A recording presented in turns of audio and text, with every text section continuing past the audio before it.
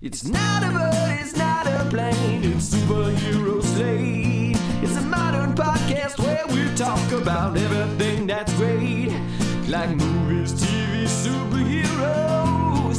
It's Superhero Slate. Oh, yeah. Hello, everyone, and welcome to Superhero Slate, the show where we run down the latest superhero entertainment news. We love TV, movies, and superheroes, so let's talk it all out. My name is Chris Dillard. And my name is Jim Minteer. Oh, not Mike this week. We got Jim on instead. Congratulations. Welcome, Jim. But this week, we're getting hot and heavy with the Love and Thunder teaser. Pretty excited here. Across the Spider-Verse gets delayed, but not dismayed. And we'll talk about why there's a silver lining to this little bit of news here, Jim, and we'll get on to that. The CW is trimming some fat from his DC offerings and more. So if anyone hasn't noticed, we have Jim, Superfan Jim, on the mic today. Thank you for showing up, Superfan Jim. Thank you for having me. Yes, Mike is currently out of town. We were going to do this on Monday. He's going to be way back too late on Monday for us to do this. We figured Tuesday, with all the news, literally the week, we were both going to be a day behind. Of course, the Thor teaser drops, right? That's exactly how the universe says it.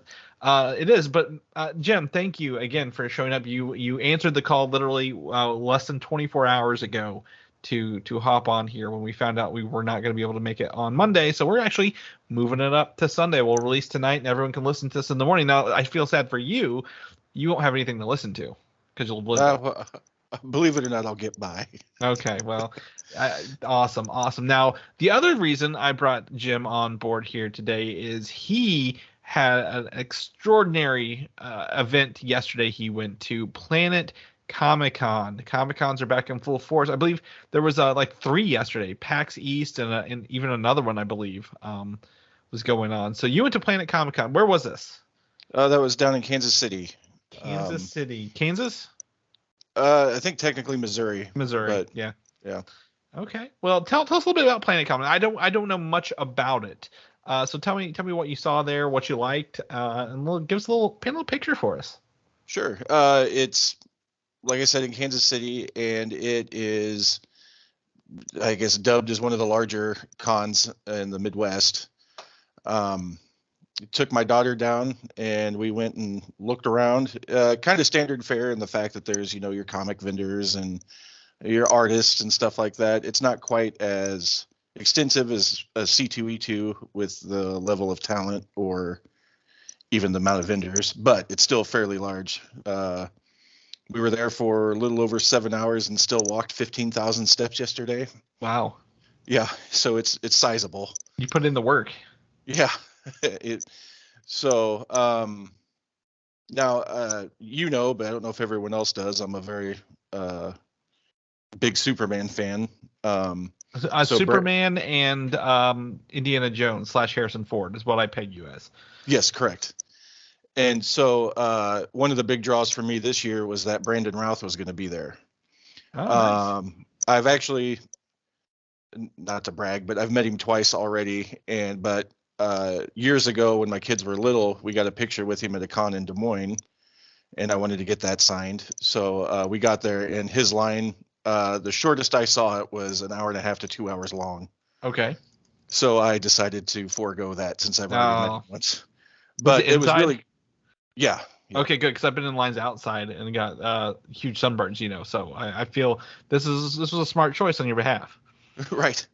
Funny enough, though, they do have a food court outside, and it's kind of the loading dock that they cleared out and let all these food trucks around in the parking lot area.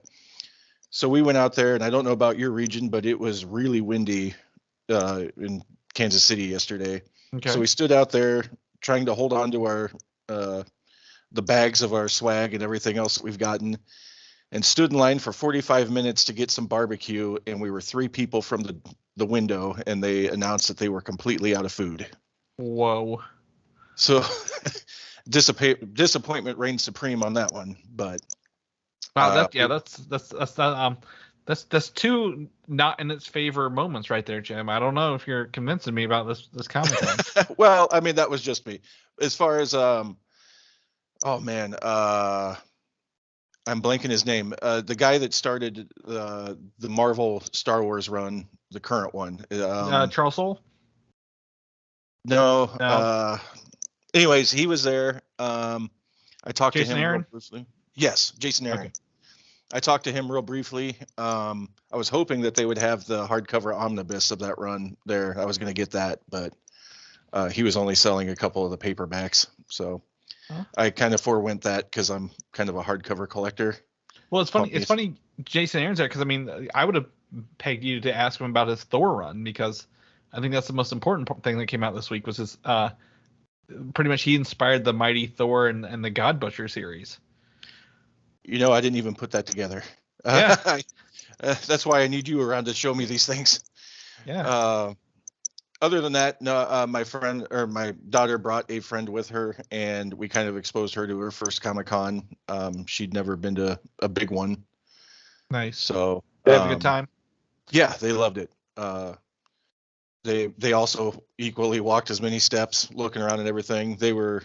Both of them were more blown away by all the artwork that was there, and everything else. But I did manage to snag a few Indiana Jones drawings and a metal bookmark of all things, believe it or not, that's painted. And then my wife and we got engaged years ago after seeing John Williams in concert. And a guy had this really neat pencil drawing of John Williams conducting an orchestra, and each member of the orchestra is a person from one of the movies that he's done the score for. Oh, nice. So I had to get that too. That's a good one. Yeah, I would agree with that. It's pretty solid all around. Yeah. So unfortunately, I didn't get any comics this time around, but I got some nice artwork and got to show my daughter and her friend a good time. So yeah, it was worth it. I really enjoyed going down. Good. It's the first one without a mask mandate post-COVID, so a lot of people came out. Mm-hmm. For the barbecue. Yeah, exactly. They evidently they were all there for that. They got mine at Brandon Rouse and then went and had barbecue. Sounds like exactly. It. So, but yeah, and then they had like Ashley Eckstein was there, and Matt Latner, and James Arnold Taylor. Uh-huh. But again, their lines were like 4 or 5 hours long. Right. So yeah, people love them. That's interesting because some of those smaller conventions aren't equipped to handle the big, the bigger named celebrities. I feel sometimes. It reminds me literally, I went to Motor City Comic Con once, and Stan Lee was there. So this is where we stood outside around this huge parking lot for hours to even get in. So bad. I had to roll up my pants because I was wearing jeans, because normally you're inside, right? So I had to roll up my jeans to get in. Like, it was so hot outside. And then we got in, and we were like, what's the busy? Like, oh, it's the Stan Lee line. I'm like, oh, that makes a lot more sense of what's going on. So I mean, that sounds good. You had a good time. It's always great introducing new people to Comic Cons. Going there, I think, by yourself can sometimes, like, the first time, can be really intimidating, right? Like, very very overwhelming. So I'm glad an experienced pro as yourself was able to walk your daughter and her friend through this. So yeah. So now next on her bucket list is C2E2. We'll see if we can make that happen. Yeah, it's coming up. That is I believe August this year, correct? Yeah. So very, very excited for those to come out. So that's good. That's good. You had a great time. Thanks for sharing that with us. And hope to hear some more stories of that later. So I'm going to jump into what I've been doing and explain to you what Thunder over Louisville is, because you just thought I was literally watching a thunderstorm over Louisville, Kentucky, which is right far from the truth. So 2 weeks before the Kentucky Derby, they spent 2 weeks celebrating a 2-minute horse race, believe it or not.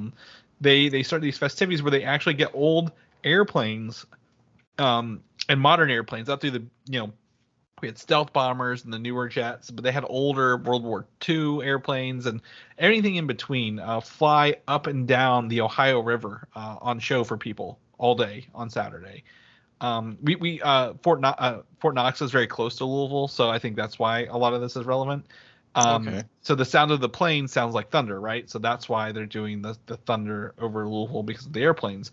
And then at the end of the evening at 9:30 p.m. when it's dark, they've already closed down one of these bridges that cross between Louisville, Kentucky, and Indiana for 2 days, 3 days now, and they have a 25-minute fireworks show off the bridge and a couple boats in the water as well. Wow. That is synced to music. And last year they had like in secret locations because of people couldn't get together. 2 years ago they canceled it.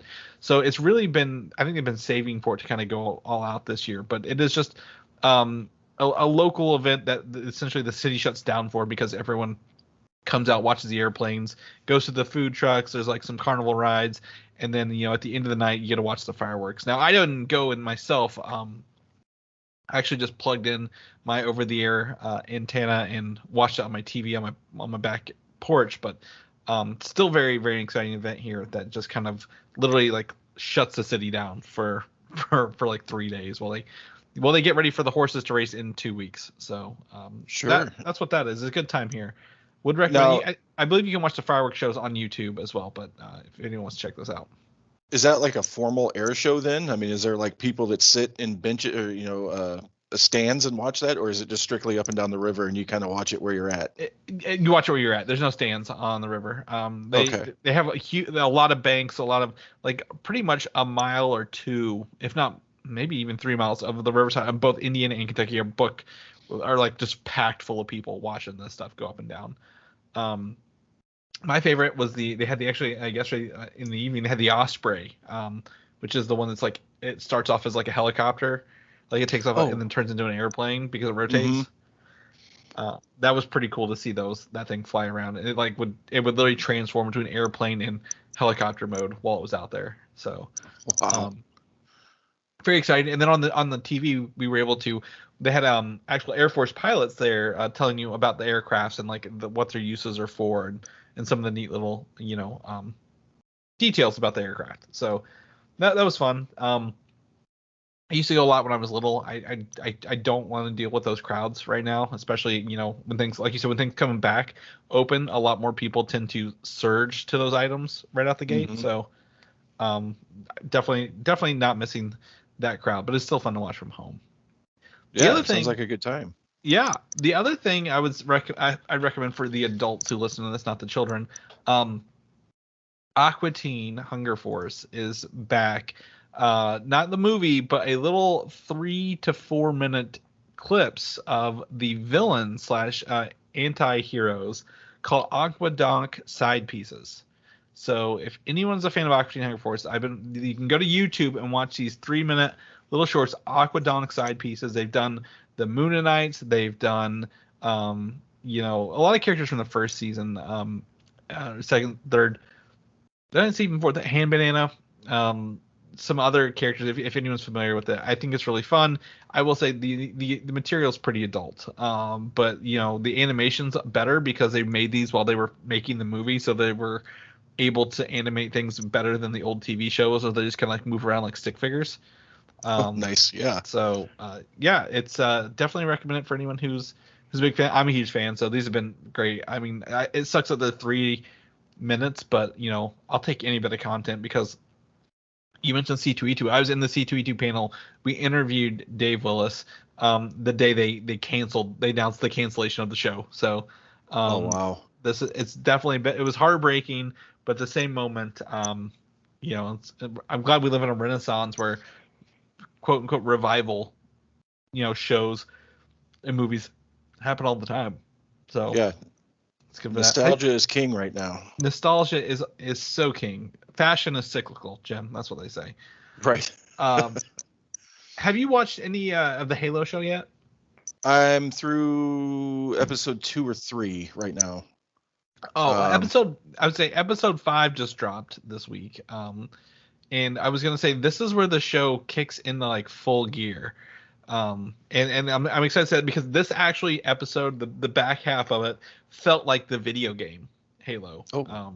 So if you think they've been kind of, sparse on maybe some of the aliens so far, they go big here in episode 5, Jim. And I was just coming to say, like, sometimes shows take a little bit to get there, but this one feels like the game, with how they have it kind of going on in the it's not spoilers. It's just a battle piece that's really, really fantastic.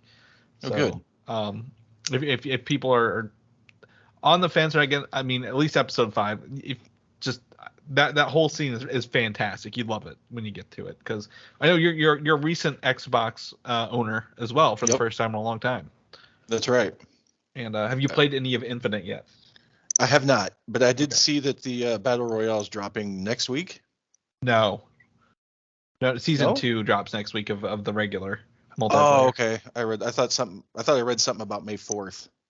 No, that's the new season. That's the new season for the regular. But that's fine. I mean, there's we don't talk about games here, but there's I assume the Battle Royale will either hit the end of this year, like November, when the season 3 drops, or sometime next year possibly. Gotcha. So plenty of opportunity for it, but yeah. The other thing is, this will probably be more conversation I have when Mike returns. No offense, but this is something he was talking about. We found out that the original Spider-Man trilogy has an IMAX matless version, if you will. And the mat is, if you don't know this, are the black bars on the top and bottom of a film. Those are not filmed like that. Those are added for older movies. And even maybe on some of the newer ones. So they film it on full frame, and then they use those black bars to crop the image to what part of it you want to see, or they want you to see, right? Right. So I was able to snag it, and I've actually watched most of the original Spider-Man in this format. And while it is, cool to see the full frames, a lot of this stuff is cool to see the cuts. You do see some microphones hanging in some of this, some hands. Oh. Like, the where he catches the fruit on the tray scene, because he did that in real life. I think several hundred takes or whatever, but you see a hand of dropping the stuff on the tray from a distance as well. So right. You see a little bit of, the mat is there for a reason. So this isn't I would say the true IMAX experience, but seeing that full frame is really fun to see these old films on. And we'll talk more about IMAX stuff here in a little bit when we get through some of the notes. So yeah, there's that. Yeah, that sounds good. Talking about fashion being cyclical, my 15-year-old daughter, the one that went with me yesterday, is Tobey Maguire Spider-Man to her, and that's about it. Really? Yeah, and that's only been in the past 2 years. Wow. Everyone, they got Spider-Man for everybody. We're actually going to talk about 2 of them. That one and another one here in a little bit. That you don't even think about when you think about Spider-Man. So we'll break into that news. But yeah, anything else before we jump into the main news points, Jim? Nope. I think I'm good. All right. Well, here we go. First and foremost, it's that time of year. Doctor Strange in the Multiverse of Madness is around the corner, and that, I believe, drops the first week of May, right? That's going to be a busy May. As Insync said, it's gonna be May, I believe. So the first Screen X teaser gives us a look at Professor X here, and I know you have this pulled up. Have you able to kind of click on these links while we kind of go through it, just to talk about it? Yeah, I watched it earlier, but okay. Yeah, it's just an image. So in this image here, the Screen X is a theater that has panels on the side of angled varieties that the film has been stretched to adhere to, so it looks like it's moving beyond just a regular screen, right? Almost like a VR headset would do, if you will, what you're seeing here. And what's interesting about this is there's this scene where supposedly Patrick Stewart rolls up and says we should tell him the truth. We get an over the shoulder shot, and this shows a yellow seat back, kind of akin to the original X-Men animated series stuff. That is nice. So do you remember his old hovering quote unquote wheelchair from the 90s? Oh yeah, I was a big X-Men fan, especially the cartoon in the 90s. So yeah, that's some good stuff. It looks like they have the opportunity to lean into this a little bit, right, in this movie, since this isn't our real Professor Xavier. This is the multiverse Xavier, and we can give him a fun little chair that they never gave him in the other movies, and if we kill him off, no big deal. He's getting more animated episodes later on Disney Plus anyway. So Right. I don't even know where the closest Screen X is to me. Have you ever been to one or seen one? No, I've heard, actually, the most I've heard about it is you guys talking about it before. We don't have anything like that. We just got an IMAX in Des Moines in the past like 3 years. So Okay. So it looks like it's at a Regal Cinema is the ones that have the Screen X here. And they also do 40X, IMAX, RPX, whatever RPX is, and Screen X. So RPX is probably like Regal Premiere Cinemas or something like that. But I don't even. I'm just kind of looking up here where the Screen X theaters might be. Looks like Fantastic Beasts had one there. Top Gun Maverick and Doctor Strange has some coming up here. I would love to maybe get to try this out because I think I've done the 40X right with the moving seats. Have you done those before? No. It's again something we just got recently. Yeah. Yeah, the 40X has definitely been it was fine. I mean, I'm not going to the D box, the vibrating seats is fine. I don't think I would do it again for anything like I really want to see, but it is a fun experience. Like I watched Pacific Rim with it. The second one. So I mean, I'd love to find this out. And I'm not seeing anything here, and this is like driving me nuts. I wish they just had like a map of theaters that you could like look at rather than just putting in your zip code. Right. Because I'm like, I want to see this. It just keeps going back. So I'm gonna have to like dig into this later. The other bit of news on this is lately I've seen is, a lot of Middle Eastern countries, including, Egypt, which I think is one of the bigger ones, has banned the movie from debuting in those countries. And that comes down to, I believe, and someone might correct me if I'm wrong, they look down as, homosexuality as, against the law in those countries, which is a very, very old way to look at things. And the character America Chavez is a gay character in the comics and film. I don't know. I've not heard of anything or seen anything in the trailers that make it, this very apparent. If you wouldn't know that, you'd never know by watching the trailers, because that's not a focus of this movie. But I'm sure there are probably scenes or references to that in these movies. I believe they edited some of the Fantastic Beasts Dumbledore stuff in those countries, since that was a minor part of the film, like a line or two rather than whole scenes. So, right. Very, very medieval on those countries still here in 2022. But I feel most sorry for people not being able to see Doctor Strange, because I am stoked to watch this movie. Jim, you got your tickets? Actually, I don't just yet. Oh my gosh.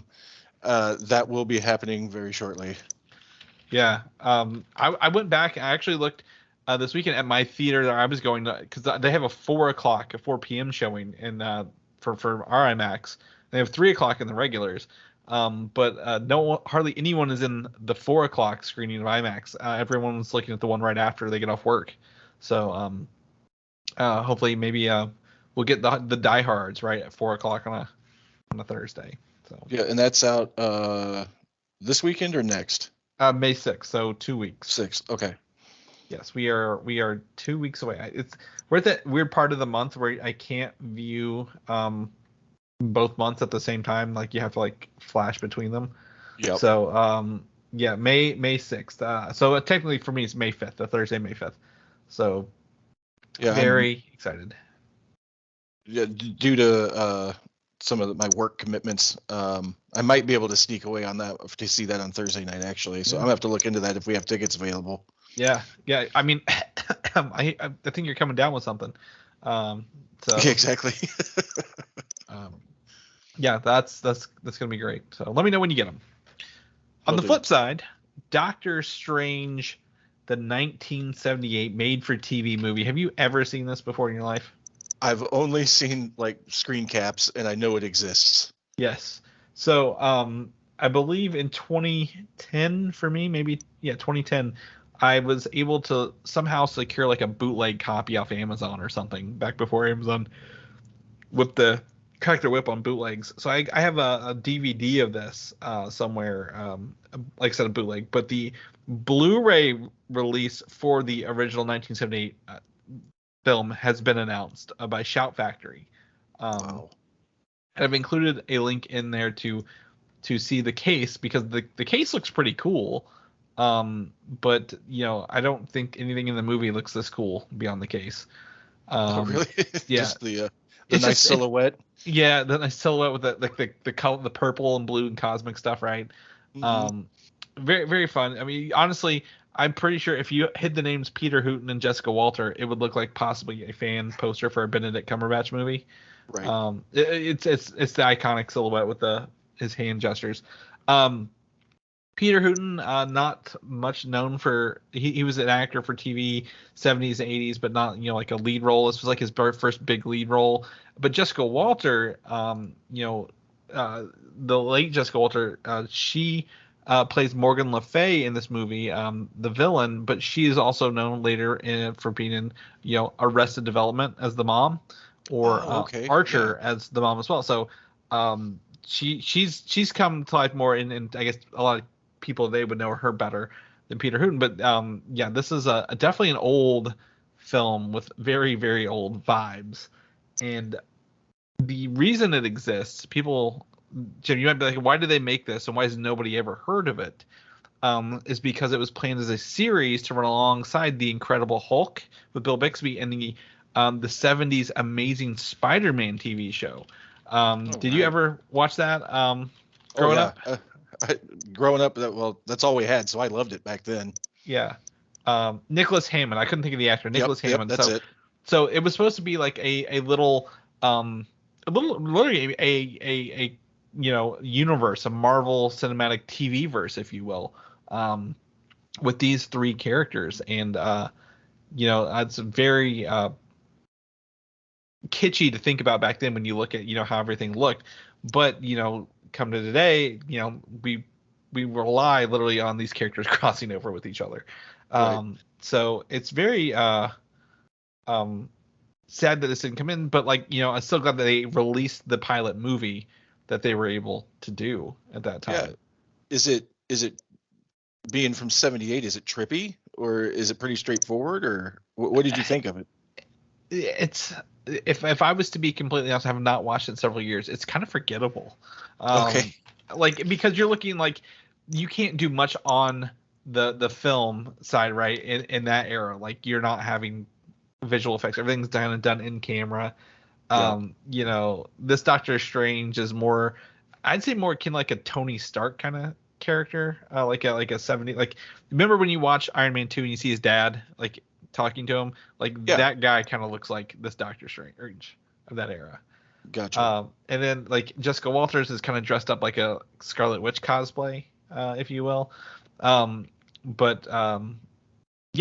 was supposed to be on CBS, and they didn't really do it. So it's kind of sad. But at the same time, if you can check it out and see what it is. But I actually ordered the Blu-ray, Jim. I went ahead and decided to legit up and get this delivered to my house coming up here. So you're such a completionist. I have problems. I'm gonna look at this. There was a Wong in the film as well, and a character named Clea. Just kind of looking at this. There's really the Ancient One. The voice of the Ancient One is in there. So there's not a lot of they have a lot of the same characters, but I believe he might have been a psychiatrist rather than a surgeon in this one. Oh, okay. Which I think is the big, big difference between the characters. So, this is something I can definitely dig back into whenever Doctor Strange comes out, and then look at what we could have had years ago. Right. Moving on, biggest news of the week, I think, for me, for everybody else, didn't expect it. Thor: Love and Thunder teaser trailer dropped right on Monday, right on time, Jim, for this. And I also was able to get the IMAX version in the show notes for anyone who wants to watch that. But yeah, go ahead. Oh, I was going to say, I was sitting at work and my phone all but blew up with everyone talking about that Monday morning. Yeah. So this was, this teaser is very much a teaser trailer, right? I think we should lay that down. It holds the record for the shortest amount of time between a Marvel movie's releasing and when its first visuals appeared officially. I think it's under 3 months until July, right? Possibly coming up on 2 months. So it's one of the shortest ever. But at the same time, there's no real story plots here, right? Like it's literally just a little, we've got it's the Guns N' Roses song, right? Sweet Child of Mine. Sweet Child of Mine, and the Guardians, with Thor, which we saw literally, that was the last scene we saw him in Endgame, with the Guardians, and then just a couple cool shots here and there, and then I think the big reveal here is there looks to be another Thor in the movie. Yep. This gave me the realization. I was showing this, to my coworkers on Monday because, people love to look at Chris Hemsworth. So, I can get anyone to kind of do that pretty quickly at the office. And literally majority responses, oh my God, there's another Thor movie coming out. Really? I think we get so entrenched in this daily, weekly, that we forget that the common person would never know another Thor movie is coming out because no one has said anything to them. Right. Right. Yeah. So, that's fun. And then the ending is we see another Thor with the reconstituted Mjolnir, and everyone's like, "Oh my God, I wonder who that is." You know who that is, Jim? That would be Jane Foster. Jane Foster, played by Natalie Portman. Yes, exactly. So we know way too much about these movies. And I would love to be one of these sweet innocent bystanders who gets to experience this for the first time rather than looking up the leaks and during filming screenshots that we go through for the news here. But I think that's really interesting and telling that the trailers, even at a teaser level, do so much for the movie to the common viewer who just goes to the movies because they see them, not because they're thinking about them constantly like we are. Right. Yeah. And with that said, are you thinking just your feelings? Is she going to be a variant? Is she our Jane Foster? There's this movie is following a series written by Jason Aaron called The Mighty Thor, and The Mighty Thor deals with Jane Foster, who has a very aggressive cancer, and goes to Mjolnir and allows her to use its power to do good and fight stuff while also keeping her alive while she's in the Thor form, if you will. Mm-hmm. Now, there's no saying that they're going to do that in this movie, but the hammer that flies to Jane Foster is very much a cracked hammer that's been put back together, right? That's the way it looks.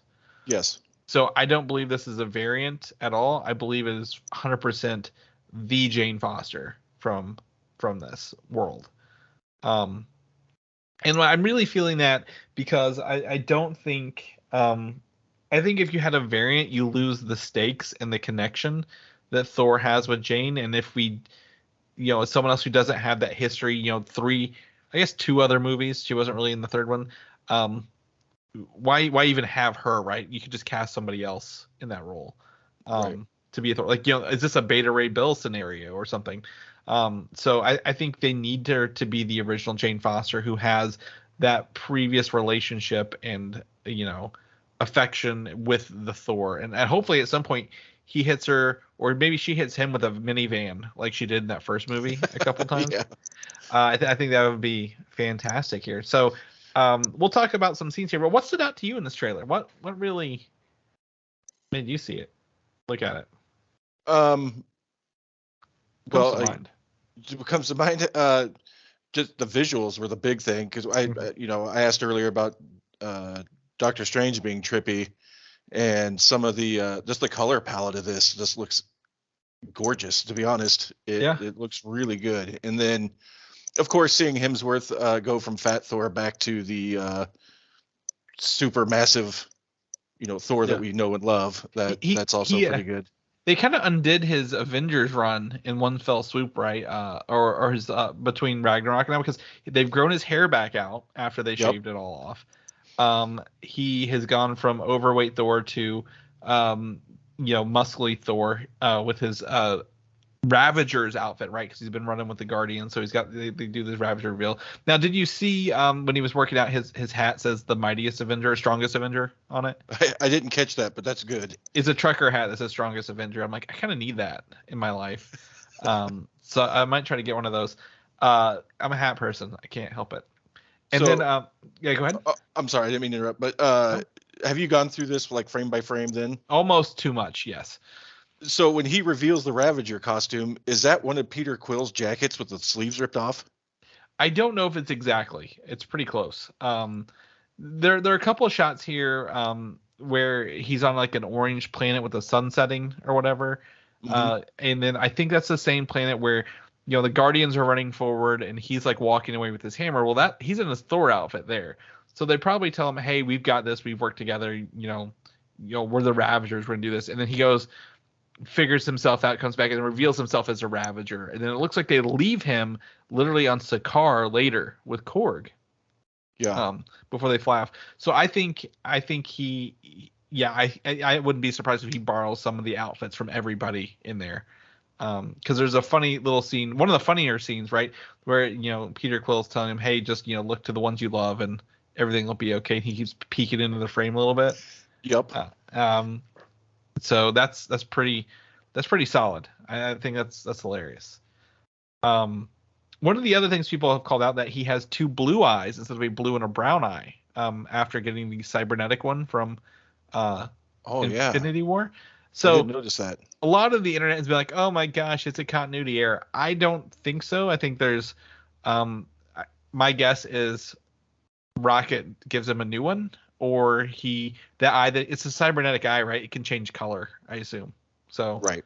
Probably makes it easier just to wipe that off the plate than have him put a contact in or edit every frame with him for that eye. So I don't think Marvel makes continuity errors. I think they make you see what you're supposed to see on a trailer, which is not the entire truth, as we'll see in Doctor Strange in a couple weeks. Right. One of the things here I've included in our show notes, Jim, and you can click on it, is a scene taken directly from the comic books. This is Jason Aaron's Thor run for Gore the God Butcher, which is the villain in this. And this is Thalagar the Behemoth, literally, written by Jason Aaron, drawn by Asad Ribic, and literally an exact frame with Thor and Korg below, like almost identical, right? With just modern visuals rather than pencil drawing. Yeah, that is really well done. Even down to like the blood running out of his like nose and like head, which is disturbing. So I think to me this is this brings up a point that it's gonna be falling deaf ears here. They probably paid someone to storyboard this, and all they did was take the frame from the Thor artwork and use it as the storyboard. So I say pay the artist a lot more for using his work as your storyboard. Oh yeah. But that point's gonna fall on deaf ears. But like I was like, this is so cool. Even the teeth are aligned the same way, right? Like yep. Someone has turned this like into a pure manifestation. So I'm like, give the artist and even the writer, Jason Aaron, give them some money, give them some credit. Like, I want to see more of that, because the more they pull from this stuff, the more they should be like, hey, this is cool. Now go buy the book as well. You can double dip into this and give these people more money along the way, because you didn't know Jason Aaron wrote this weekend, but wouldn't it have been cool to have this page signed by him? Like, yeah, that would have been great. Yeah, like this would have been fantastic. I mean, Asad Ribic is one of my favorite artists in Marvel. He does really, really good work. Especially this Thor series. I didn't read Thor before this series, but I read this specifically, and it's fantastic. And I think a lot of people are gonna like it. So you can check out that frame in there as well. I also want to point out that we see Korg, we see Valkyrie looking to be kind of bored in her little political room kind of there. Looks like people are going on. She doesn't want to be sitting there. She'd rather be out fighting than sitting taking meetings all day. And my favorite things ever, Jim, the goats, Tooth Gnasher and Tooth Grinder, who are pulling the vessel, and I think that's fantastic. They're actually putting his war goats, Thor's war goats in a live action movie after all this time. Yeah, that's a nice callback. Again, I didn't even catch that. I thought they were horses when it went by. Nope. There's war goats. Thor's war goats. I may actually skipping over a whole section. They actually go to what looks to be Mount Athens in this movie with the reveal of Zeus in here. I was going to ask you that if the person grabbing the lightning bolt was Zeus or if that was supposed to be the reveal of Christian Bale. Nope, that is Zeus. And Zeus is played by Russell Crowe in this movie. Wow, I didn't know that. Well, it's funny. I was watching another kind of just several breakdown videos, and one was like, it kind of looks like the Arnold Schwarzenegger Super Bowl commercial where he was Zeus as well, like that cheap plastic outfit from behind. But you can check out, that is definitely Russell Crowe in this Mount. It's not Athens, is it? Is it Olympus? I think it's Olympus. Olympus, yeah. So I apologize for people yelling at me for that one. But yeah, we're gonna visit other, quote unquote deities and gods to the Earthlings in this movie. And I think that's a really fun kind of thing to think about through here. So here's another DC and Marvel actor. Yeah, crossover. Yep. Yep. You're gonna have to remind me what he was in DC because I'm blanking on it. Zor-El and Man of Steel. Oh, that's right. Or Jor-El. Right. I'm sorry, Jor-El. Yeah. He was in there. That is right. Because I was like, what am I missing? No. Because in traditional Superman fashion, both of his dads are killed in the last Zack Snyder movie, right? Man of Steel. They're like, hey, we're gonna kill both your dads. Yeah. Russell Crowe does can do great work when he puts his mind to it. Last bit of things here we're going to go through for Thor: Love and Thunder. They released a Thor poster. It's got Chris Hemsworth in his Ravager jacket on, right? Looks really fun. He's rocking Stormbreaker still. It says Thor: Love and Thunder, the one and only. And then I believe the next day they released the Mighty Thor, which is very much Natalie Portman on the front of this, right? They're not hiding her identity very well. Yeah, she doesn't have the battle helmet on. No helmet. The hammer's there, and it says the one is not the only, which is a little fun little back and forth here for these characters. So I'm excited to kind of see Thor has become more laid back and goofier, if you will, in his movies, and that's fine. It's Taika Waititi. I think this is going to be a little out there, and this is going to be fun. We need a rollicking journey through the cosmos, right? I think everything's kind of been a little serious, a little down, if you will, with all the other movies. Like, Black Widow, we know she's already, sacrificed herself in Endgame, so we knew where that was going. Shang-Chi is great, but still he's fun, but the story to that is, he lost his dad and family, along the way to what to being a good person. Eternals just no one's happy in that movie. You're right. Like right. Is that just me? Like, no one's happy in that movie. Spider-Man truly making the greatest sacrifice of all in the end of that movie. Doctor Strange doesn't look to be fun either. He is not laughing at all, except for the one that says things are about to get out of hand. And I don't think that's a good Doctor Strange. I think that's a bad Doctor Strange. So this one looks to be fun. I think this is the lighthearted journey we need this year to kind of counteract Doctor Strange. And I would love to see Black Panther, because it's the other Marvel movie coming up, but we're missing Chadwick Boseman there, so like there's a big rain cloud already sitting over that movie. So I'm looking forward to this galactic jaunt with Thor and the Guardians. So a 2.5 hour or however long it'll be moment of levity. Exactly. Yes. So anything else you want to add? Anything else you saw? Questions? No, not that I can think of. Feeling pretty good. All right. Yep. Sounds good to me. Well, let's jump into Star Wars land. Woo! We love Star Wars, right? You like Star Wars? I don't think you do. You don't strike me as a Star Wars guy. I absolutely love it. It's great. Yes. The Obi-Wan Kenobi, a new promo image has popped up and looks like gas stations or convenience stores, or maybe this might be an FYE based on the photos around it, showing Obi-Wan Kenobi opposite Darth Vader with a clash of them in the middle with their lightsabers. Pretty cool. Yeah, this is kind of kind of harkening back to the a little bit to the episode 3 poster. 4, or I guess 3. Yeah, 3. Well, to me, this reminds me like the '90s toys you buy, because like they had like you had the light side and the dark side, and at that point, like it was more like the Luke and Vader in the in Empire Strikes Back when they're fighting each other. Oh, yeah, they're Bespin. And Bespin, yeah, it reminds me of that as well a little bit. I love it. I like that the Darth Vader has his red lenses. It's not the dark lenses, right? Yep. Really, really permeating that. Ewan McGregor coming back, very serious face again. If we're talking about serious things, he's very serious in this. And then the battle of him and Darth Vader. Now, I was right before this. I was took a moment from working on stuff this weekend to play Lego Star Wars a little bit more. And I jumped into Episode 4 for the first time. And when you meet Obi-Wan Kenobi, he's like, "Hello there." Gonna give me some.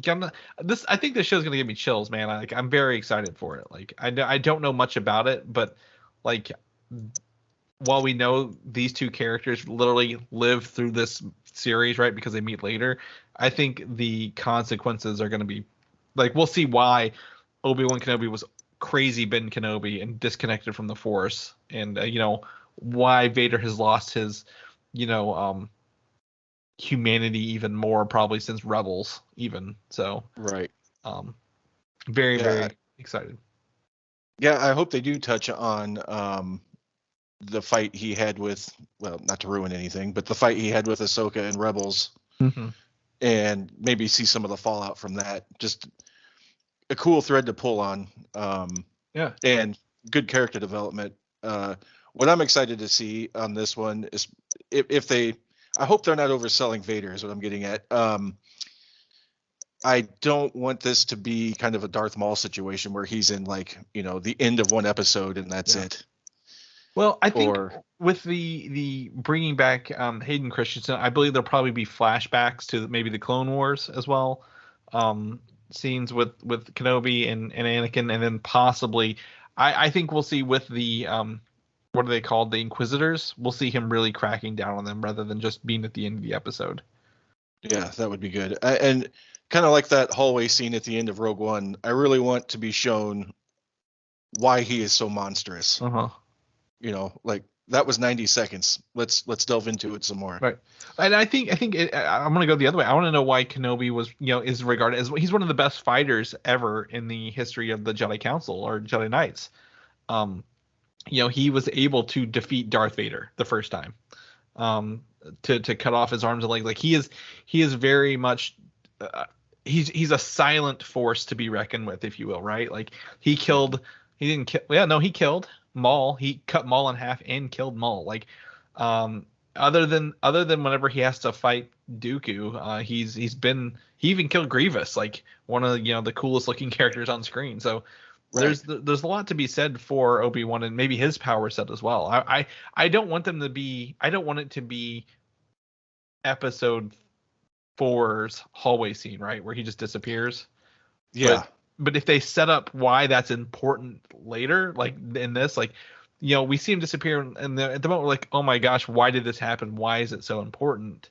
If they can set up something in this show to even make that moment hit that much harder with more realization that he told Vader something about this, as like a forewarning, I think that'd be very important as well. Right. Yeah. And just adding to any of that mythos is going to be worth the price of admission alone. So I'm going to theorize here, and I'm not the only person I've seen on it, that Liam Neeson will come back as Qui-Gon Jinn as a Force ghost in this show. Oh, I didn't even think of that. Yeah. He's got to learn how to do it somehow, doesn't he? Yep.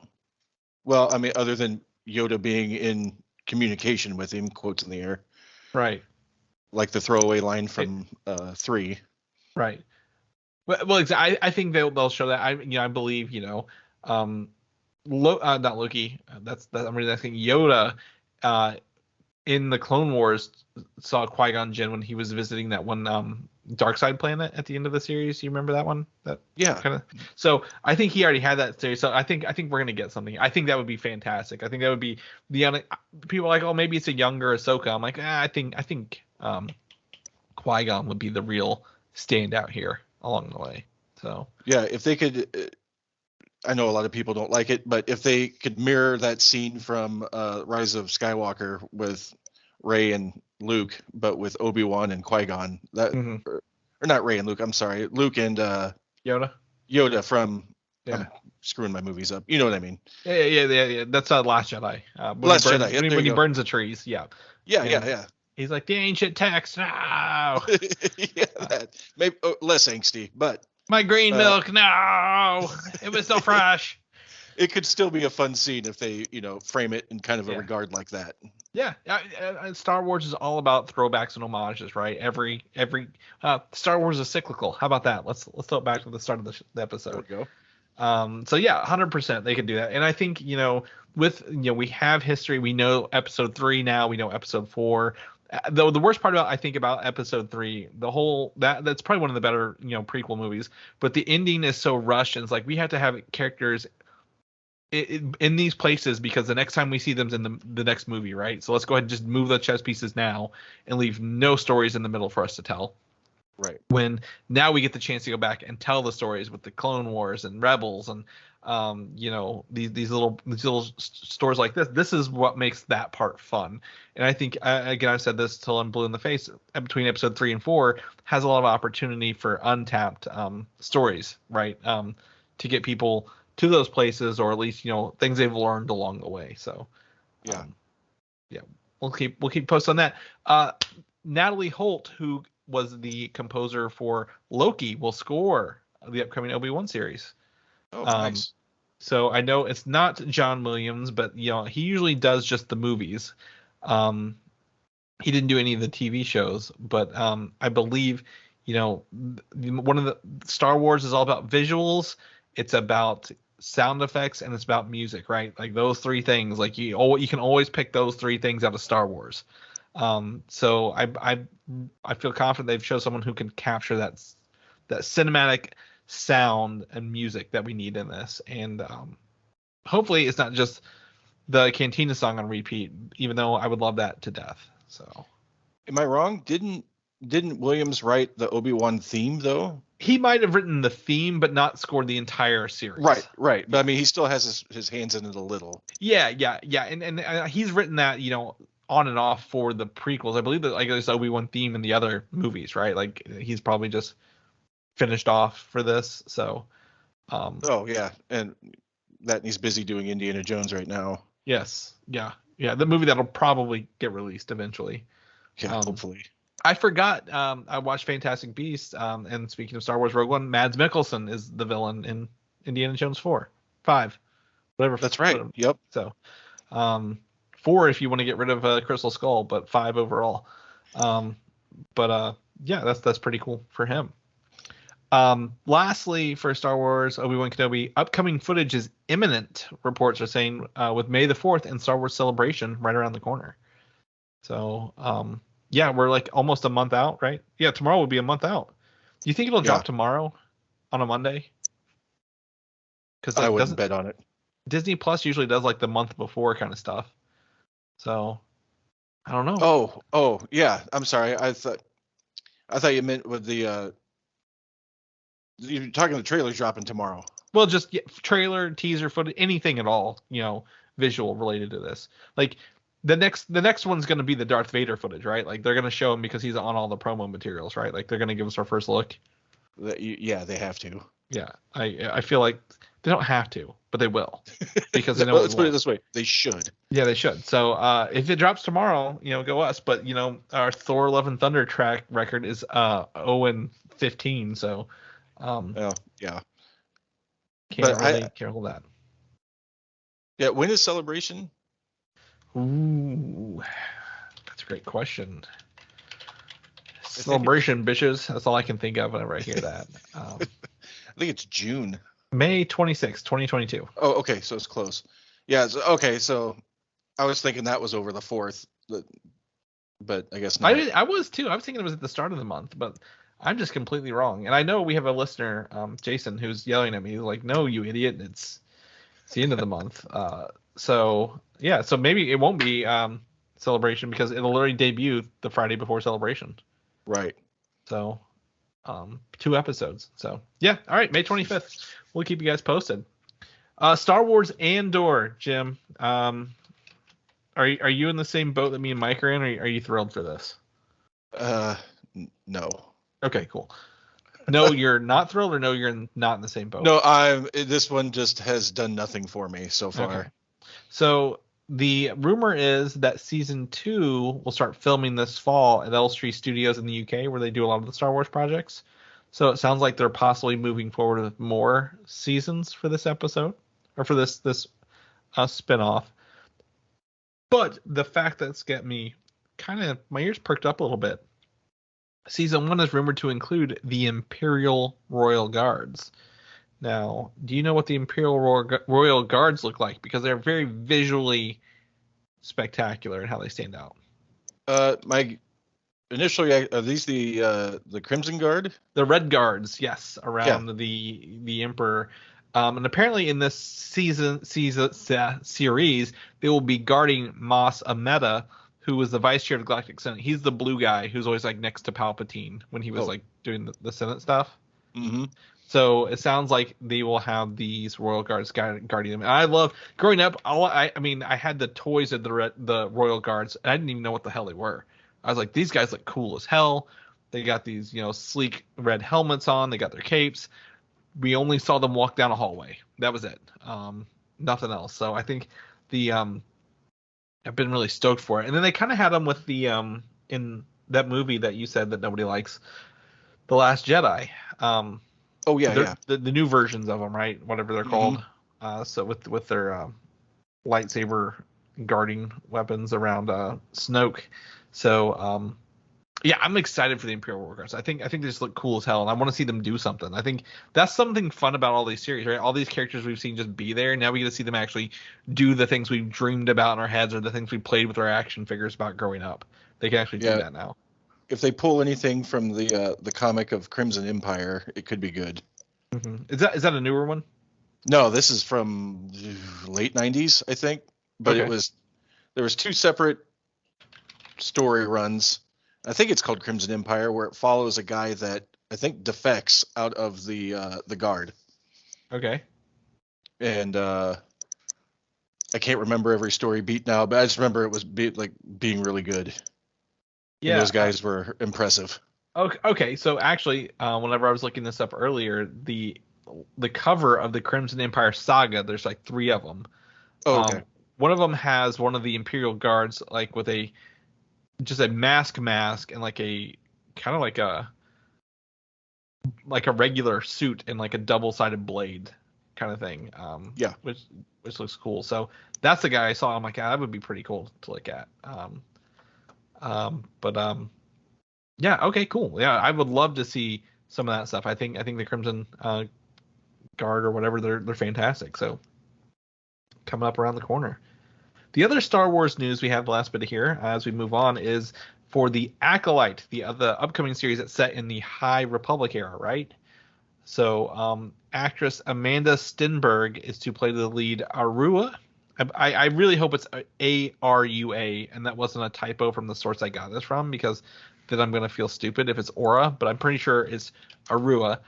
And they're also casting characters called Paul and Miri. Paul's supposed to be an old middle-aged gentleman who's only supposed to be in this season part-time, and Miri is a co-lead, kind of a younger character with Arua. So I think this one probably has my biggest question mark, I guess. I have an exclamation point because I'm excited. I like the High Republic. I think this is cool, but I don't know anything about it. So my question mark is like, could it be good? No, this is the one following a Sith, right? Possibly. An Acolyte would be someone who is training in the ways of the Sith or evil at that point in time. Right. Yeah. So if they concentrate on Korriban and all that stuff, that could be interesting. Yeah. And again, this is a High Republic. There really weren't any Sith or anything around. That was all Jedi, and they were all out exploring the galaxy, the Outer Rim. Oh, okay. Very much less political and less sort of looking for here, like militaristic. Like they kind of made them in the prequel trilogy. So they don't really have any Sith. I think I just want to see some of this stuff. I think it'd be great because we've never really dived into the Sith other than just the little bit we got in the prequels, right? Right. Yeah. Just the little bit of Palpatine, the little nuggets he gave before Anakin's fall. Yeah, I mean, have you heard the story of Darth Plagueis the Wise? I've heard it exists. Oh, okay. Well, it is. It's a thing out there. Yeah. So yep. So a little bit about that. So they're moving along with this. It'll probably film later this year in October. Is the other rumors?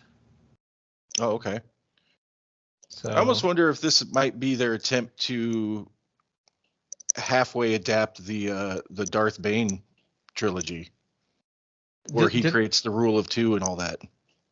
I think that's way farther back. Darth Bane does exist in this world, as they said in the Clone Wars, but this is even like this is only like Yoda is still in this franchise. Like he's right. Yeah. So I think it's like 500 years. Yeah. If they'd move it up a little further, just for the sake of,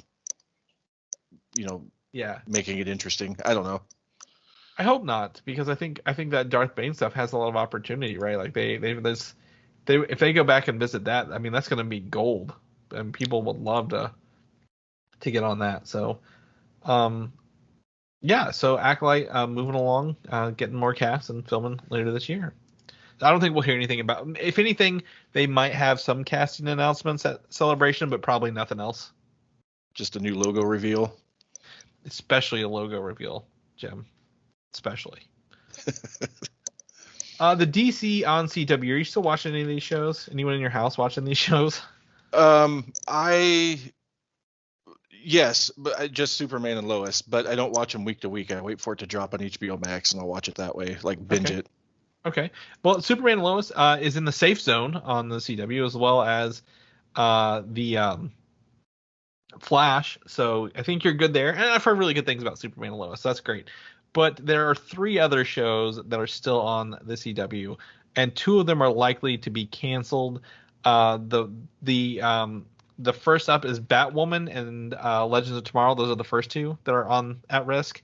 However, I've also heard that Gotham Knights, which hasn't even filmed its pilot yet, is on the bubble because if they don't pick it up, they'll technically fill the slot. So it sounds like they're looking to literally just pare down to the high-performing shows, right? Superman and Lois and The Flash, and get rid of these other ones pretty quickly. I don't know if this has to do with the Discovery merger and the guy running up there who should hire me and Mike to run their ship, but it sounds like we might be seeing these shows leave the CW within the next couple of years, and I guess see everything on HBO Max, right? Like, they doing any other shows anywhere else you can think of? Is Pennyworth still a thing? It moved to HBO Max. Oh, okay, yeah. Yeah, because that was on what, Epix? I believe Epix, yeah, something weird. Yeah. Everything is on HBO Max now, and I know they had mentioned that I think you guys even reported it last week, that they're looking to make a more cohesive universe between the movies and the TV show. So I wouldn't be surprised if they kind of let these die off and then start something over. Well, it's interesting that the Flash, we don't have Ezra Miller's second arrest in here because I don't know what else to say other than he keeps getting arrested and they still let him do all these movies at Warner Brothers. The Flash coming out delayed till next year. Do you think maybe they did that to reset everything? Like, oh, we're going to do Flashpoint and reset our TV and movie universe at the same time with this Flashpoint movie.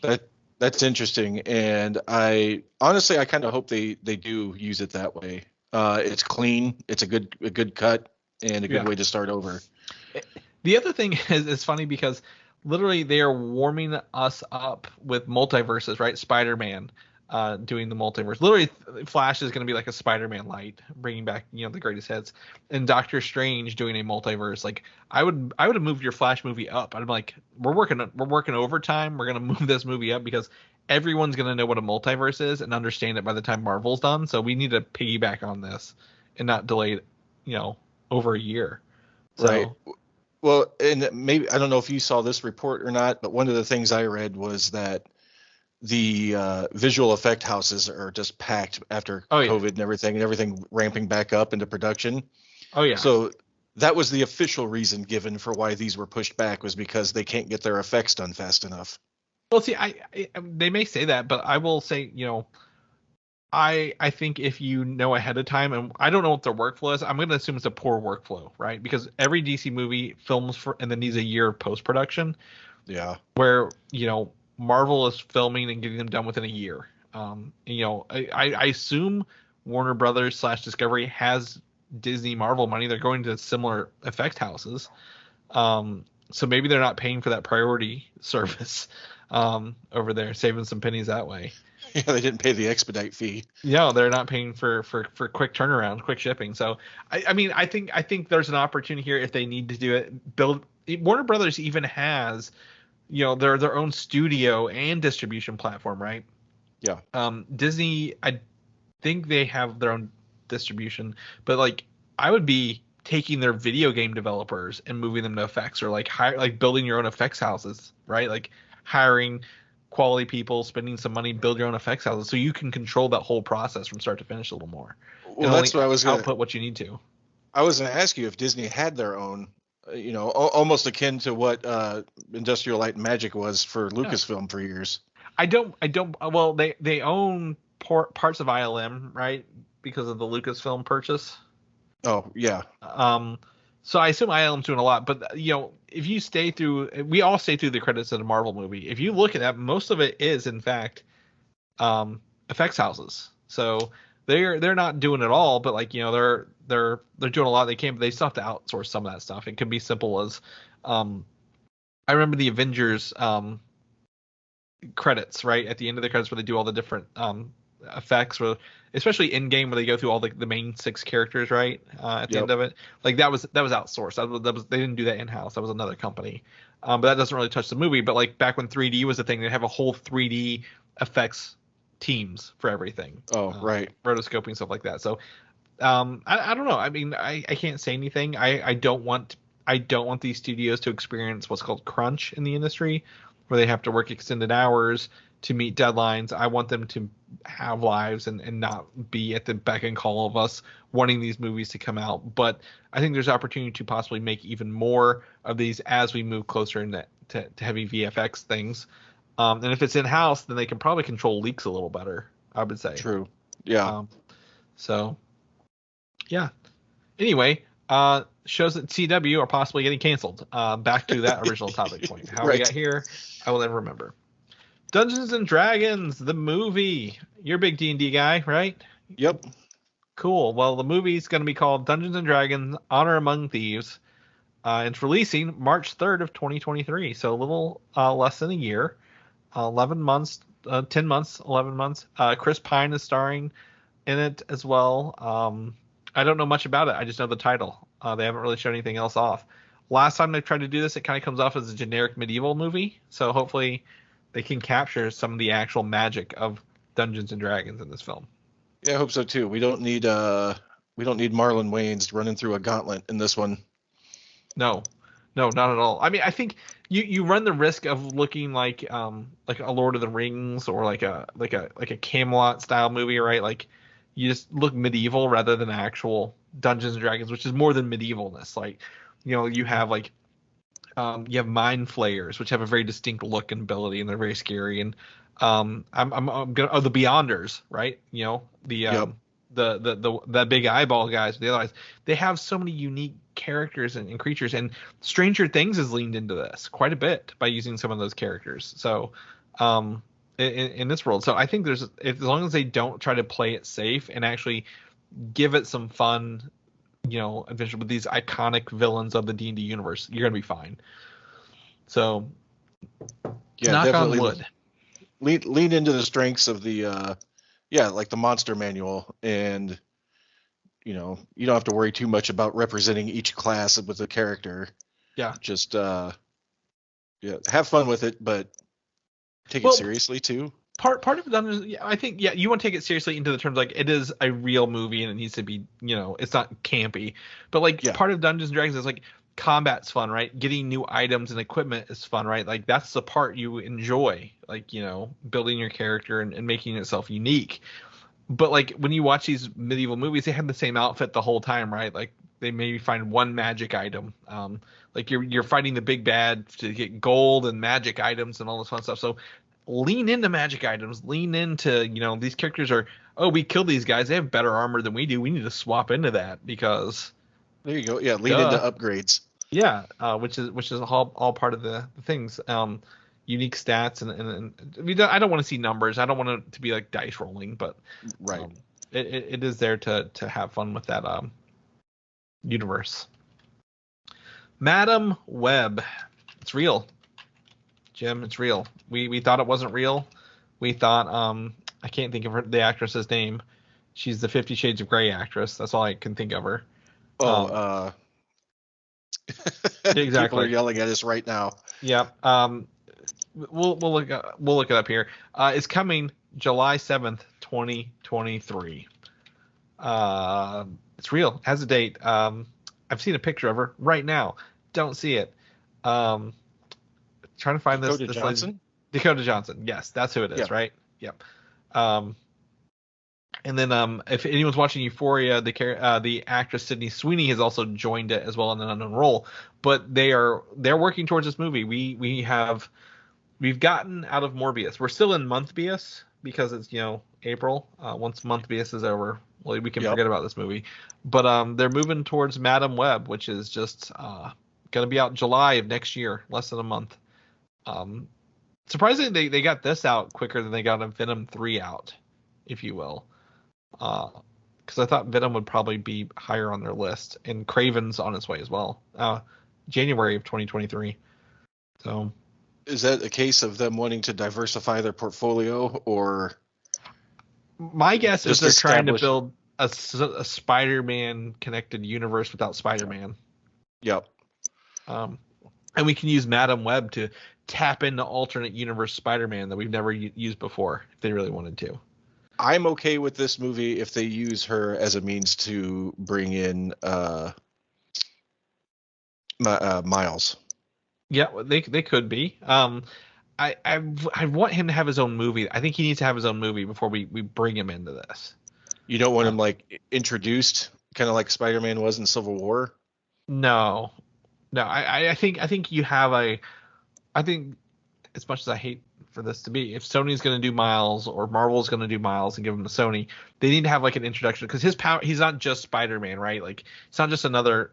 He was bitten by we've all watched Into the Spider-Verse, right? His whole power set is different. And I want to see that 13-year-old kid go through this more than we have like the guy who's graduated high school already, because that's the point of Miles. He's mixed race kid, younger than Peter Parker was, and has entirely different abilities because the spider that bit him gave him different stuff. So I'd like to see it, but Into the Spider-Verse works as a really good primer for that, right? The first one. So maybe they pluck that guy into her universe, like, and do it and turn him into live action. No, I think we're not doing Roger Rabbit here, okay? No. Yeah. Maybe that, because he would exist as such already. We know the character, and it's a Sony movie. Yeah, and they've already established that from the last trailer or teaser that depending on what universe you go into depends on your animation style. Yeah. Yeah. Well, not necessarily. They carried over the animation style from their universe to the one they went to.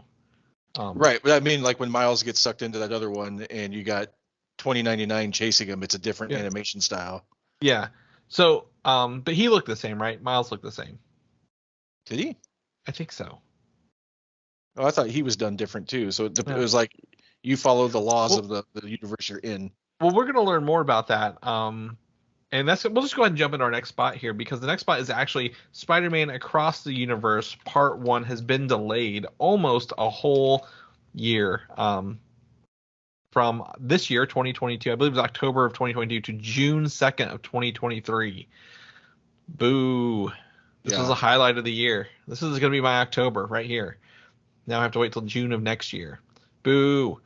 But with that same tweet, they actually announced Across the Universe Part 2 with a release date of March 29th, 2024. I don't think we had a Part 2 release date beforehand, did we? No, not that I'm aware of. Not that I'm aware of. I'm actually checking our upcoming movie release date, and I don't see it on here. So I don't feel stupid for saying that out loud. Haha. um, but anyway, so I'm gonna actually update that after we got this call here, Jim, with those new dates. But we are moving into Sony getting bold with their claims here. Morbius barely has made 150 million at the box office, barely, as of this weekend. So I don't think it's Morbius money driving these decisions. No. But Spider-Man, Into the Universe, fantastic film. If you've not seen it, do go watch it. Just because it's animated doesn't mean it's for kids. Across the universe, across the Spider-Verse, across the universe is a whole different movie. Seems to be lining up, and we've got Oscar Isaac even returning to Spider-Man 2099, as we saw in the previous teaser. So. Yep, and that's like my second favorite Spider-Man, so I'm real happy to see him finally get some airtime. Yeah, I think they'll probably go a little more mainstream with their new Spider. Like we'll probably see Spider-Punk, right? Like, the anarchy looking Spider-Man. They'll probably do what's that Ultimate Universal Power Spider-Man. I remember the 90s the PS1 game. Cosmic Spider-Man or Cosmic. Yeah, he's got like the blue galactic top on his suit or whatever. Yep. Yeah, I think there's an opportunity to include a lot more in these because there is a or a universal travel device in play that's wrist size, not going to destroy the whole universe size. Mm-hmm. So very excited for this. Anything you want to add to this Across the Spider-Verse? No, I'm just really looking forward to this one. Absolutely love the first one. So yeah, sleeper hit right there. Yeah, it's a shame it got pushed back. Between that and the Flash, I'm a little upset this year. Mm-hmm. Well, June 2023 will be fantastic for you because you're going to get them both. Yeah. Right. I believe June 23rd for the Flash, and what is this one? June 2nd. The second. Yeah. Yeah, and then we have Guardians in May, the Marvels, Aquaman 2. I mean, it's still a good year. And then July, Ant-Man and the Wasp, Quantumania. So that's gonna be a stacked year. It's gonna be a stacked year. You're supposedly Rogue Squadron for Star Wars. If that ever happens. Yeah, we'll see if that happens. Yeah, we'll see if that happens. We'll know Celebration when it comes out. Mm-hmm. All right. Well, speaking of Oscar Isaac, it is time to jump into Moon Knight discussion. Jim, have you seen episode 4? Yes, I have. Okay, perfect. Because I didn't ask you beforehand. So if you didn't, we would just cut it off here and pick it up next week. But you have, so we're going to talk about it. If you have not seen episode 4 of Moon Knight, go away. Get out of here. You don't want to listen to these spoilers. We're going to talk about things, details, reveals, stuff that you want to watch and experience in person. If you have watched it, we're going to get into this. Jim, is this not the most Indiana Jones-esque episode you've seen so far? Man, it was like Indiana Jones meets that FX original Legion. Oh, Legion, yeah. I swear to God, we were going to get a Legion crossover in the end of this when they're in the psychiatric ward looking place. Yep.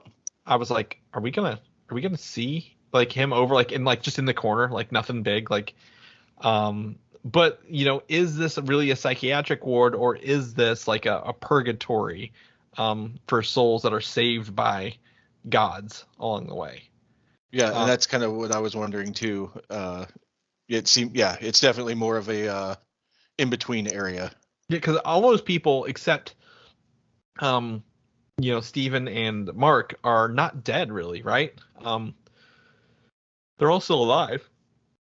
Well, the other interesting thing is a friend of mine brought this up. What if it's more of a area for people with like a mental handicap?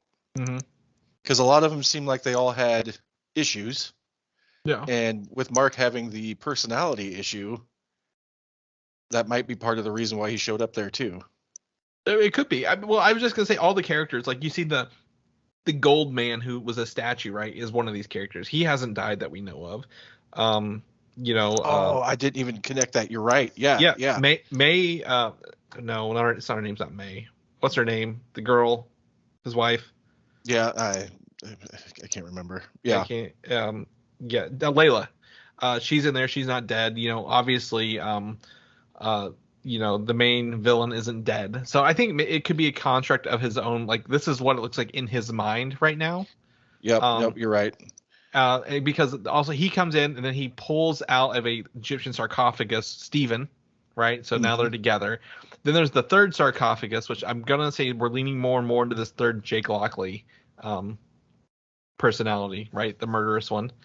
Yep. I can't wait to see what his suit's gonna look like because every personality has a different suit. So I really wonder when Jake does come out what his outfit looks like as Moon Knight. So and I'm not familiar enough with the comic books to even be able to. If it wasn't for the Marvel trading card series back in the 90s, I wouldn't even know who he is. Well, I would say Moon Knight doesn't in the comics. He doesn't get a different suit based on his personality. That's this show. Oh, okay. So I'm being excited which version of Moon Knight they're going to pull out for that one. Like, is that going to be like more the armored one? This is more recent. So anyway, but I'm going to go back to Indiana Jones. Like, they are in a pyramid or underground tomb discovering things, going through this. It's kind of, it almost feels a little bit also like Stargate a little bit in the creepiness of it. Oh, yeah. Yeah. Because, like, you know, there's obviously some half snake skinned dude, you know, draining blood from creatures and then chases Layla later. Like, what is this guy? What is he doing? It's probably Egyptian culture. I've got to look it up a little bit more, but like, that's a little, it was like to have Steven and not Mark there, right? Is even worse because he's not a fighter. He just kind of panics. But like, this supernatural being, you know, has been down here and is protecting this tomb for whatever reason. And it sounds like there might be multiples because like the gunfire kept going off every once in a while randomly, right? Right. And then she pulled his arm off where it was just like bone sticking out too. So the supernatural really, like, is it, I don't think these people are being summoned by I can't think of his name. Ethan Hawke's character. Yeah. I just had it. Harrow. Yeah. So I don't think they're being summoned by him, but I could be wrong. But very also mummy-esque, right? That horror part of it. Like, it was just a nice mixture of all these different genres we're used to in the space, and I really felt like that kind of came alive for this episode. And as an Indiana Jones fan yourself, how did you feel about it?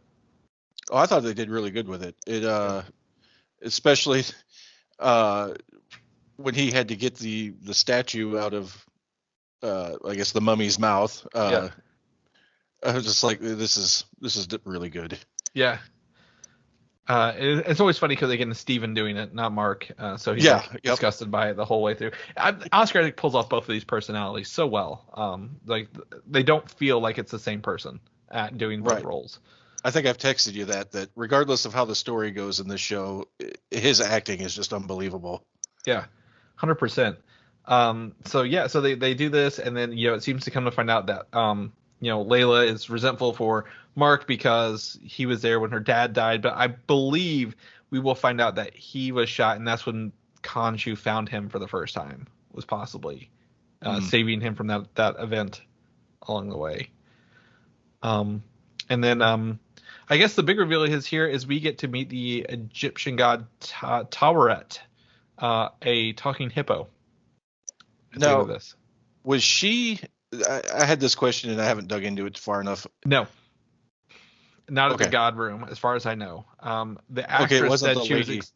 The actress for Taweret said she was excited to be in this movie, and then finally revealed who she was later. She wasn't in that other role earlier. Okay. So I believe, you know, we're going to be seeing somebody else kind of along the way. The other gods, I guess in this one, when they put the Khonshu thing in the hole in the wall, there's like what, 2 dozen other gods there, if not more. Yeah. And you know, my guess is we're only seeing some of these Egyptian gods, and there's probably more along the way that we're going to get into. One of the other interesting things is, I'm going to just put out here, the props department actually made life-size models of Taweret and Khonshu, like actual physical ones, even though the characters we're seeing so far are CG, but like for lighting and like size and stature and stuff like that. So they actually have full models of both of these characters, really life-size, that they're using. Nice. Yeah. back to the statues. Do you suppose it's going to be where is it Ahmet, the crocodile? Ahmet, yeah. You suppose they raise her, right, as a female, and the other gods are like, crap, we were deceived, and then just unleash everybody because they need the help? Possibly not. I wouldn't be surprised if she tries to get rid of them quicker. Or some of them. But I would see Ahmet probably goes and releases the other gods. Like maybe they were in prison for reasons, so she's the one releasing them to like, hey, help me defeat these assholes who entombed all of us. Right. Yeah, that makes sense too. So there's both options kind of in play here. So, yeah, I mean this episode I think really hit on all strides, right? Like feel like it had the scariness, the the tomb raiding, Indiana Jones-ness, and then literally followed up by, like you said, the Legion, kind of crazy parts that I did not see coming. Especially with a talking hippo at the end of the episode. Yeah, man, their reaction to seeing her was great too. Yeah, I've actually got a picture of them both pulled up here where they both like screamed here. So I don't know. There's 2 episodes left. I don't know where the show's going. I know we are missing one of the scenes for Moon Knight where he jumps over the car and throws the half moon crescents into people from the trailer. So yeah, I don't know, man. Any thoughts? Any predictions while we're here? Well, I guess I'm really on the edge of my seat to see how they get Khonshu released. So when Mark got shot, yeah, he was Mark at that point. And they showed that shot of him falling backwards and the camera followed him down. One, that was really cool. And 2, I thought that's where he was gonna like unleash the third personality somehow. Oh yeah. He's gonna black out. Yeah, and then come back, and I wasn't expecting the I don't know what you want to call that, the mental home scene. Yeah. So, but yeah, yeah, man, I don't know. I'm like you. I don't know what's going to happen next, and I'm really looking forward to it. Yeah, I think I think I've said and I've read that episode 4 is the one where it really goes kind of off the rails a little bit, right? And when you have a talking hippo goddess appear, not just Khonshu, and the other ones who were just avatars, we're starting to play in some really funky territory. And you can't pull back from this. You've got to put that pedal to the floor and just go for these next 2 episodes. So, I'm excited. The end credits have also been changing every time. Have you noticed that? The moon is in different phases as the end credits kind of go on. Oh no, I didn't pick that up. Yeah. Check that out. You can probably do a quick Reddit search of Moon Knight ending credit changes and see some side by sides for that. I was like, I kept watching, I'm like, that moon looks different every time. Couldn't find there's a bunch more changes, but I just like, I wonder if it means something by the time it's all said and done. Huh, because yeah, that'll. They lean into those end credits. I don't. Is there an opening credits? I don't think there is there? No. Just the Marvel logo. Yeah. Okay. Matter of fact, they don't even play the Marvel fanfare with it, except for I think 1 episode so far. Yeah. I mean, it's other than that, it doesn't feel like it's in the MCU, right? Like it feels different. Yeah, definitely. Like very, very isolated. So let's see.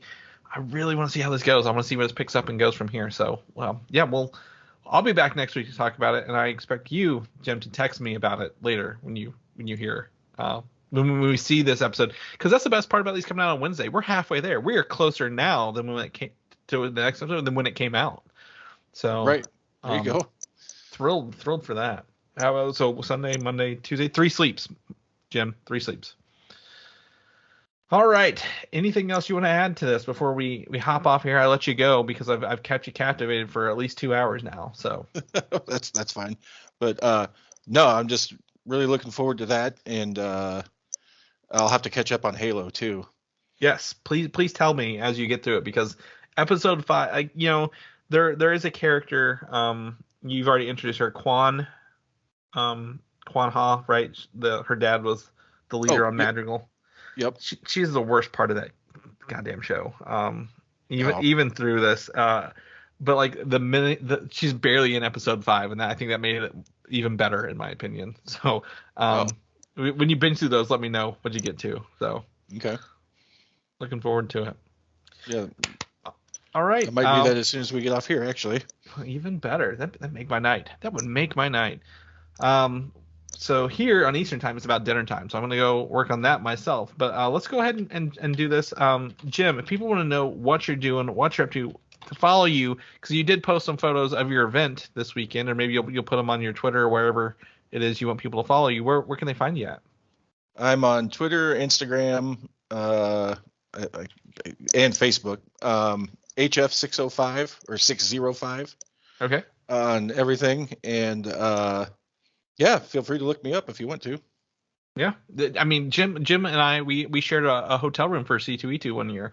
That's true friendship right there, because you never know what you're going to get with a roommate in a hotel room. And I am no princess myself, so I know I'm pretty rough to stay with, Jim. So yeah, we were better friends when we left than when we showed up. So that was good. That was good. That was a good time. So for me, you can find me on Twitter, Valdan, VALDAN, or Instagram, Valdan87. I'm just not on there a lot lately, mostly because if anyone doesn't know, I work in digital marketing, so my life is spent around working in social media during the day most of the time. So I'm burnt out by the time I get home, but I've got some stuff I've been working on. I'll share that stuff as I get through it. It's pretty cool. Jim, do you know how to do this outro part? Do you want me to do it? Because I've maybe done this once before. I can handle it unless you know it by heart. At the sake of losing my Superfan card, I'm going to defer to you. Okay. Well, how do you become a Superfan? How about that? Do you remember how you become a Superfan?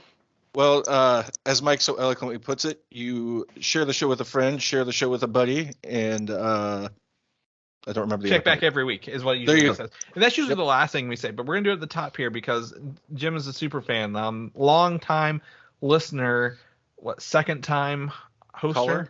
Yeah, exactly. Yep. You know what I was going for. I know Jim listens to Bob and Tom, so he understood that reference in a heartbeat. So as always, you can visit superheroslate.com. That's where we keep all of our episodes, our show notes, our upcoming episode list, which I'm going to update with our new Spider-Man Across the Spider-Verse Part 1 and 2 dates, and that Madam Web date you're all just want to put on your calendar for opening night. Even get that Thursday screening on there. You can also find us on Apple Podcasts, YouTube, Spotify, anywhere you listen to podcasts. I actually had someone ask me what podcast app they a recommendation for podcast apps. There we go. Because they don't like the way Apple works. One person said Spotify. I suggested the app Overcast. Jim, what podcast app do you use? Apple? Yeah, I use iTunes or whatever. Yeah, the podcast one. Apple Podcast. That's fine. If anyone else has any, tag me online.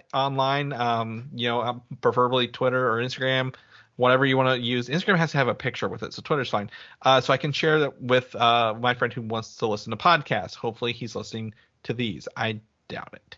You can also like us on Facebook, follow us on Twitter, follow us on Instagram, anywhere that you get your social media on.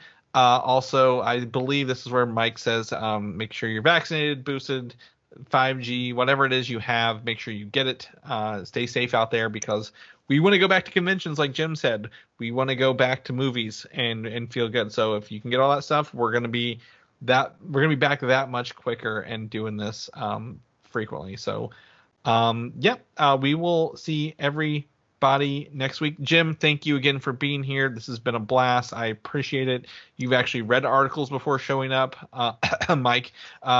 So thank you for doing that. And I can't thank you enough, man. As always, it's a great pleasure, and I'm happy to help out anytime you need me.